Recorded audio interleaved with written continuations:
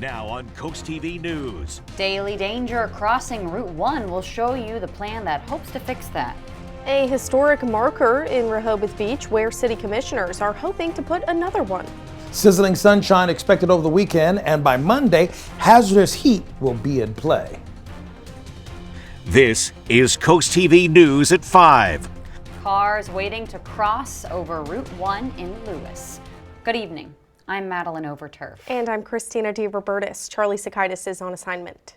Summer is here, right? And I think we all can agree. So is the traffic, with cars heading up and down parts of Route 1, heading to get to the beaches. CoastTV News' Emma Aiken is in our First Alert Weather Jeep. And Emma, DelDOT says it has plans to fix the traffic at the Minas-Conway intersection. Maddie, we're on the Minas-Conway Road waiting to try and cross Route 1. Take a look outside. You can see the cars are just flying by, and with DelDOT's new project, 8 of these crossovers that were in that they call dangerous will be gone. Trying to cross Route 1. For drivers in Sussex County, it's a daily danger. That's why Friday, DelDOT celebrated the start of a 3-year improvement project that would get rid of 8 east and west crossovers on Route 1 and add 3 roundabouts in Lewis. DelDOT Cabinet Secretary Shantae Hastings says this will basically create a service road network. This video from DelDOT shows what the area of Minas-Conway Road, Nassau Road, and Old Mill Road look like now. But watch this. A new service road pops up west of Route 1 with a roundabout to get onto Minas-Conway without even touching the highway. Through this project, you will no longer be able to do those cross movements from Route 1. You'll be getting off onto the service roads and then connecting under Route 1 to do those movements. So it just reduces conflict points, and conflict points are typically where you see crashes. And for those that prefer to walk or bike, DelDOT says the project will also add 2 miles of new pathways for cyclists and pedestrians to improve that. One of those cyclists is Ray Quillen. He knows firsthand the dangers of Route 1. They put the trail in here. I was almost hit trying to cross Route 1 on one of the median strips. He's excited for this project to drive forward. It's amazing that we're finally starting on it, and some people say, oh, it'll be 3 years. Well, it's at least it's being done. Route 1 on the road to transformation. Well, we're still waiting to cross Route 1, and where we are right now in 3 years won't exist. You'll have to take a service road which will run alongside Route 1, and the project's estimated completion is summer 2028.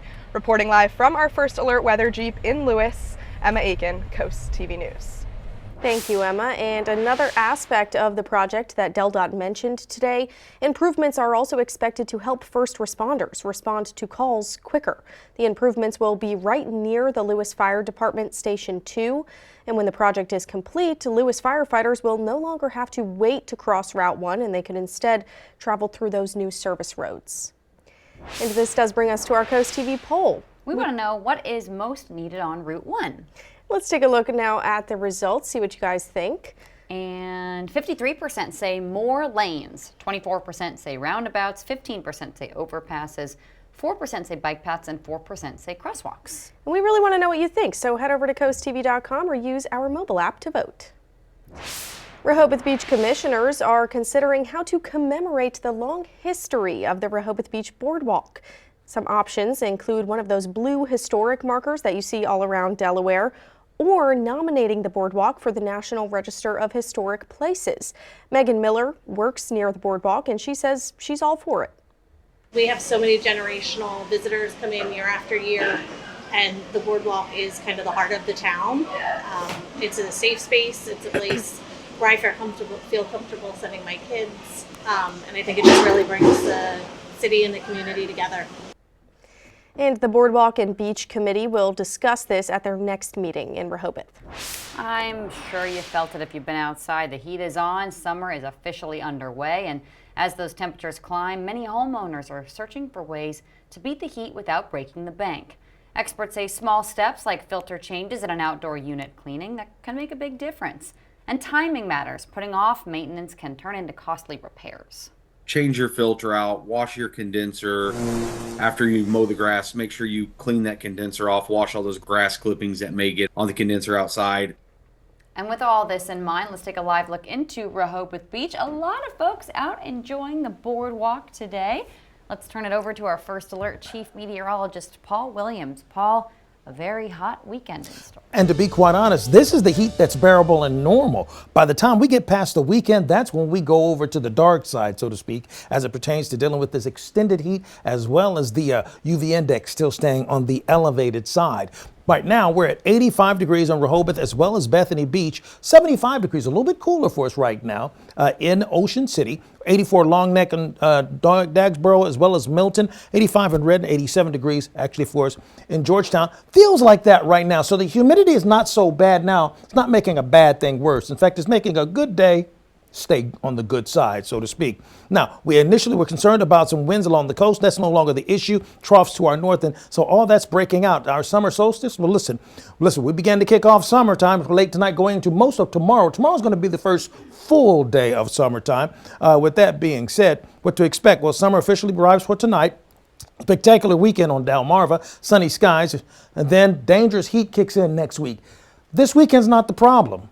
This upcoming Monday, that's where we get a little bump in the road, and we'll talk about that. All right, thank you, Paul. Well, to national headlines now. The circle of officials that President Trump is consulting with on Iran is tightening. NBC's Garrett Hake shows us how this is happening as the European Union is holding talks on Iran in Geneva today with hopes of a diplomatic solution. As Iran and Israel exchange fire, a last-ditch effort at diplomacy is underway to avoid U.S. military involvement and a major escalation in the newest conflict in the Middle East. The world is watching with growing alarm. We are not drifting toward crisis. We are racing toward it. NBC News confirming Iran's missiles striking an area just a mile from an Israeli military base. Iranian officials met today with European counterparts in Geneva, searching for a path back to nuclear negotiations. But Iran's foreign minister says as long as Israel launches missiles, his country will not negotiate. President Trump gave himself 2 weeks to make a decision on whether to bomb Iran or give Israel bunker-busting weapons to reach Iranian nuclear infrastructure buried deep underground. He has said any deal must include a ban on Iran enriching uranium, which that country has refused. NBC News has learned the president is relying on a small group of advisors, one that does not include Director of National Intelligence Tulsi Gabbard, and with Defense Secretary Pete Hegseth taking a minor role, according to 2 defense officials and a senior administration official, though the Pentagon says that's false. But as the world waits for the president's decision, people in the Middle East are speaking out, and Americans in Israel are getting out. It'd be like at 1 o'clock, 12 o'clock in the morning, and you just have to go straight to the bomb shelters, and you have to hide because then all you can hear is just boom, boom, boom, rockets flying everywhere. It's really scary, you know? The president spends the next few days shuttling back and forth between Washington and New Jersey before he's expected to travel to the Netherlands to attend a NATO summit. Now, despite leaving a G7 summit in Canada earlier this week, White House officials insist the president will attend this meeting with allies in Europe. Garrett Hake, NBC News, the White House. Canada is retaliating against some U.S. trade policies. On July 21st, it's set to impose new tariff rate quotas on steel. Those are for countries that don't have related free trade agreements with Canada. That could make American-made steel less appealing to Canadian buyers. U.S. duties on Canadian steel and aluminum are 50% right now. The U.S. and Canada are committed to reaching some kind of trade agreement in 30 days after talks during this week's G7 summit. Investigators in Minnesota are searching for more evidence in the murder of State Representative Melissa Hortman and her husband. Dive teams could be seen today searching at the waters at a golf course. The weekend manhunt for the suspect in the assassination circled around that area before he was eventually caught. The suspect, 57-year-old Vance Belter, is facing multiple murder charges. Peak tick season. Tips from officials on how to keep safe from those creepy crawly guys in Delaware. And we have hazardous heat ahead, especially after the weekend. But first, summer is just getting started, and we have all the ways to soak in the season. Your cool things to do are coming up next.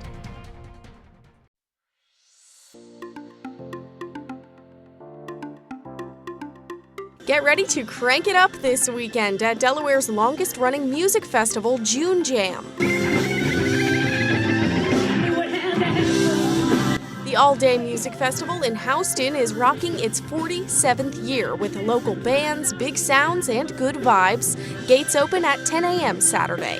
Dogfish Head in Milton is throwing a big birthday bash Saturday night, celebrating 30 years of beer. There will be live music and plenty of pints to go around. Or soak up the sights and smells at the Lavender and Lambs Festival in Millsboro. All weekend long, you'll find sheep shearing, lavender cooking demos, and more at Brittingham Farms. And for a moment of reflection, Wings of Hope returns to Milton Memorial Park Saturday morning. It's a chance to honor those impacted by cancer with family fun and a beautiful butterfly release. For more details, you can visit CoastTV.com and click on Cool Things to Do. The sunshine comes in two categories: enjoyable over the weekend and, okay, we've had more than enough by Monday and Tuesday. You'll understand why I'm going to say that.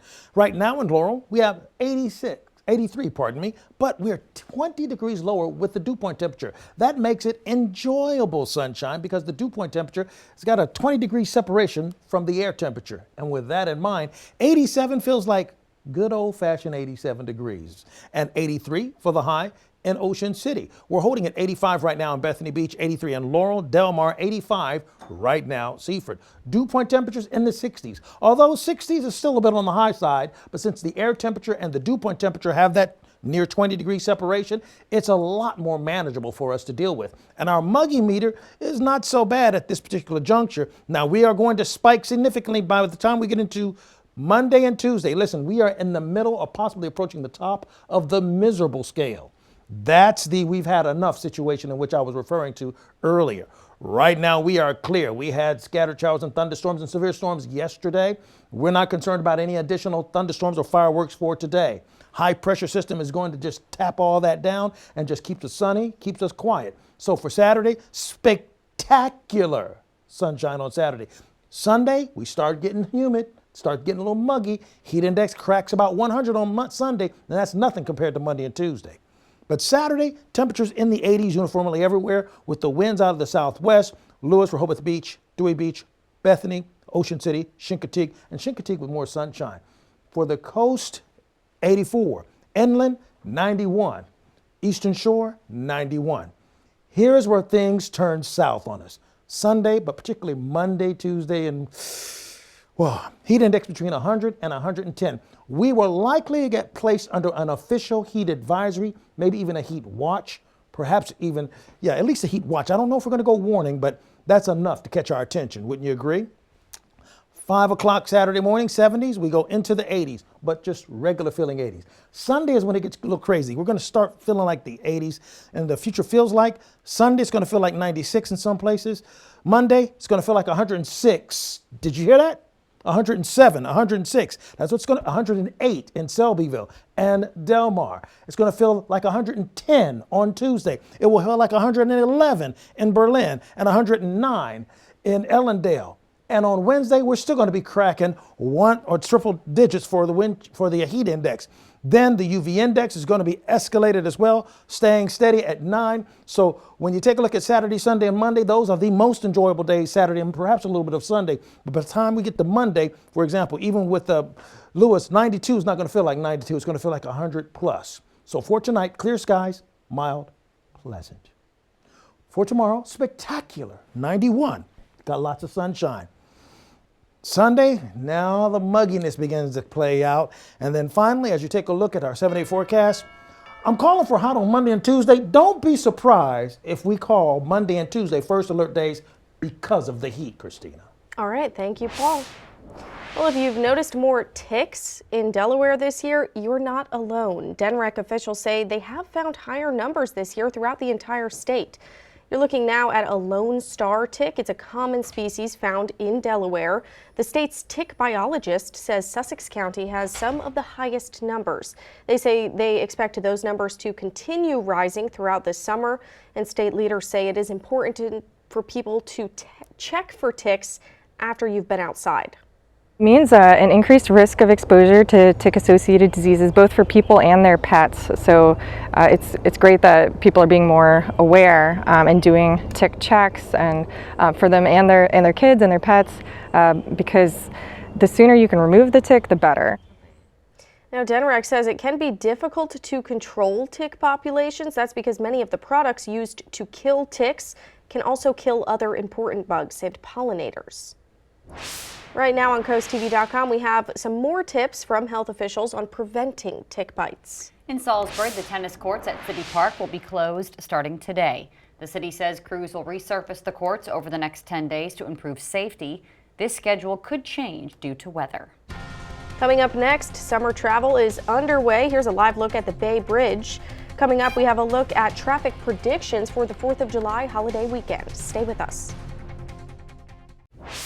On your screen now was the scene not long before our broadcast of traffic heading down to Rehoboth. And get this, more than 70 million Americans are expected to travel for the 4th of July. That's according to a new AAA projection. They estimate that 72.2 million people will travel at least 50 miles from home from June 28th to July 6th.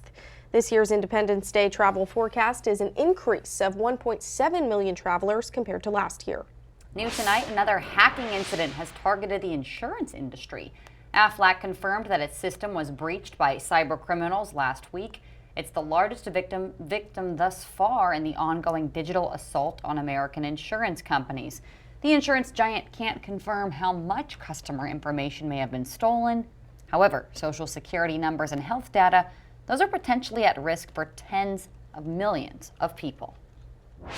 Well, today is not only the first day of summer, it's also the 50th anniversary of the movie Jaws. It became a monster hit in 1975. That's kind of corny. When it came to summer movies, Jaws changed the course of Hollywood. To commemorate the Jaws milestone, you can catch it on Coast TV tonight. Mark Barger shows us its impact. Sharks are actually trying to avoid people to the extent that they can. But sharks grab headlines and sometimes provide punchlines. One shark even generated long lines of moviegoers when Jaws dominated the summer of 1975. It was #1 at the box office for 14 weeks straight. That means that Jaws was the #1 movie for the entire calendar summer of 1975. The story of a giant shark terrorizing the waters of a small New England beach town. You yell shark, we've got a panic on our hands on the 4th of July. Became a phenomenon. Taps into a fear that so many of us have while we're sitting at the beach on vacation. What could happen to us when we go out there in the water? Filled with memorable scenes and iconic lines. You're gonna need a bigger boat.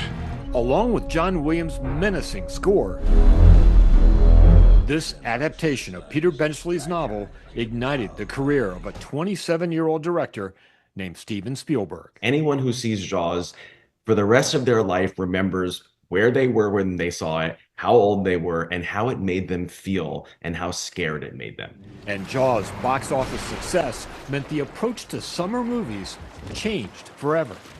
Before Jaws, I don't think Hollywood studios really realized the power of the summer box office and the potential of it. But after getting that first bite, Hollywood's been feasting on summer blockbusters ever since. Mark Barker, NBC News. Coming up new on Coast TV News at 6, we spoke to Delaware Governor Matt Meyer about the long-term absence of Stell Parker Selby today. We have that exclusive interview at 6. Here's what's coming up tonight on the Delmarva Sports Network Super Fun Night, the annual Berlin Bathtub Races. Then at 10:30, we have the final score. Over on the DSN Plus app, you can watch those bathtub races and, love this, the Blue Gold football game in Newark. That starts at 7.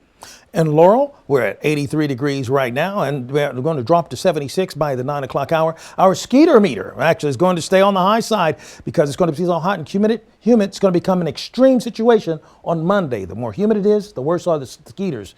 Valerie Bocchino, congratulations of Dagsboro. You're our umbrella winner. Call our weather line when you're ready. Sponsored by the law office of Brockstead, Mendelis, and Federico. And here's a look at your exclusive 10-day forecast. Serious and dangerous heat on Monday and Tuesday. All right, Paul, thank you, and thanks for joining us here for Coast TV News at 5. You can find some more news and local weather on our Coast TV News app. Inside Edition is up next. And we'll see you later tonight for Coast TV News at 6. Have a great evening.